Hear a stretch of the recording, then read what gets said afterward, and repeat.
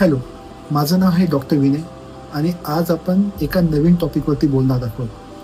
तर बऱ्याच वेळा मी कन्सल्टेशन करताना मला हे दिसून येतं, की पेशंट मला हे नेहमी बोलतात, की डॉक्टर माझ्या मनात नेहमी निगेटिव्ह विचार असतात आणि मी नेहमी माझ्याबद्दल ना निगेटिव्ह विचार करते किंवा बोलताना नेहमी त्यांच्याबद्दल मला असं दिसून येतं, की नाही डॉक्टर हे मी करू शकत नाही किंवा मला हे जमणार नाही.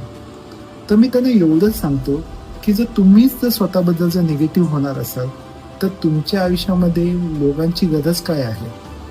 आणि दुसरी गोष्ट म्हणजे जर समजा जर तुम्ही जर स्वतःबद्दल जर एवढं निगेटिव्ह करणार असाल आणि जर लोकांकडून जर तुम्ही पॉझिटिव्हची अपेक्षा करणार असाल किंवा सपोर्टची अपेक्षा करणार असाल, तर हे कधी होऊ शकत नाही ना.